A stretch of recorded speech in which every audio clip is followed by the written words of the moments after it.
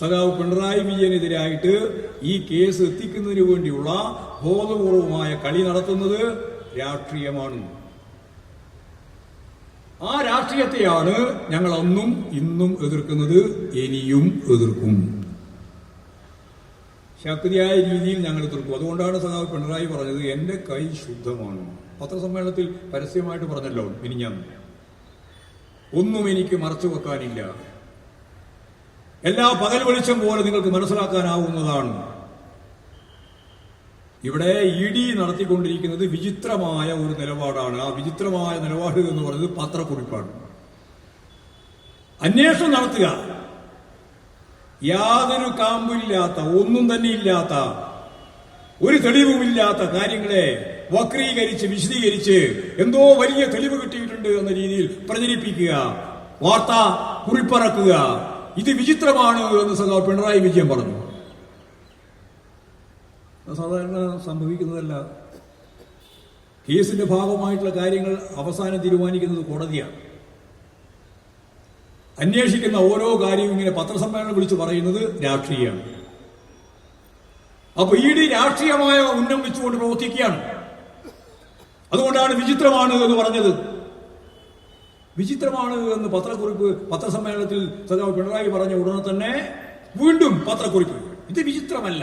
പിന്നെന്താ? ഇഡിക്കാരാണ് ഇതുപോലുള്ള കാര്യങ്ങൾ പറയാൻ അനുവാദം നൽകിയത്? ഇത് നിയമം അനുസരിച്ച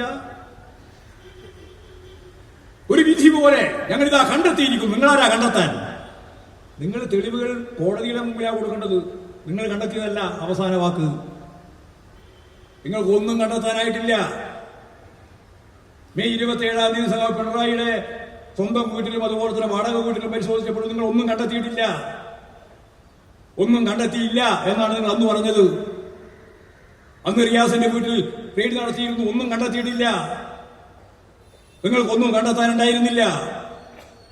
എക്സലോജിക്ക് കേസിന്റെ ഭാഗമായിട്ട് നിങ്ങൾക്ക് ഒരു കാര്യവും മുന്നോട്ടേക്ക് നയിക്കാൻ കഴിഞ്ഞില്ല. ഇഡി പരമദയനീയമായ ചിത്രം. ആ പരമദയനീയതയിൽ നിന്ന് എങ്ങനെയാണ് കരകയറേണ്ടത് എന്നതിന്റെ ഭാഗമായിട്ടാണ് അഡീഷണൽ ആയിട്ട് പുതിയ ചിത്രത്തിലേക്ക് നിങ്ങൾ വരുന്നത്. അതിന്റെ ഭാഗമായിട്ടാണ് നിഖിലിന്റെ വീട്, നന്ദുവിന്റെ വീട്,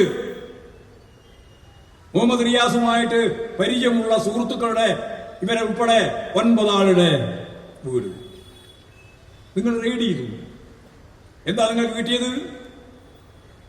നിങ്ങൾ പത്രക്കുറിപ്പ് ഇറക്കിയിട്ട് പറഞ്ഞു ഞങ്ങൾക്ക് കിട്ടി.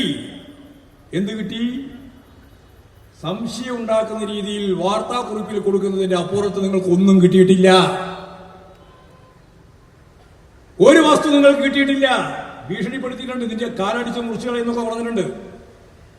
റെയ്ഡ് ചെയ്യുമ്പോ നിന്റെ മോളെ കല്യാണം നടത്തൂല എന്ന് പറഞ്ഞ അനുഭവമുണ്ട്. നിന്നെ പുറത്തിറങ്ങാൻ അനുവദിക്കില്ല, ഇപ്പൊ കേസെടുക്കും എന്ന് പറഞ്ഞിട്ടുണ്ട്, ഭയപ്പെടുത്തിയിട്ടുണ്ട്.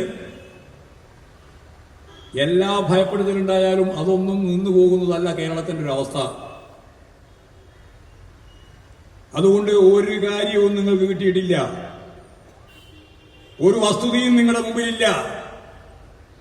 കള്ളപ്രചരണത്തിന് വേണ്ടിയിട്ട് ഉപയോഗിക്കാൻ നിങ്ങൾ തന്നെ പടച്ചുണ്ടാക്കിയിട്ടുള്ള ഒരു പുത്തൻ തെളിവ് എന്നവരുടെ ഹവാല നിങ്ങൾ ഉണ്ടാക്കിയതാണ് ഇഡി. അതുകൊണ്ട് കേസ് വരട്ടെ, ഞങ്ങൾക്ക് അതിലൊന്നും ഒരു ഭയവുമില്ല.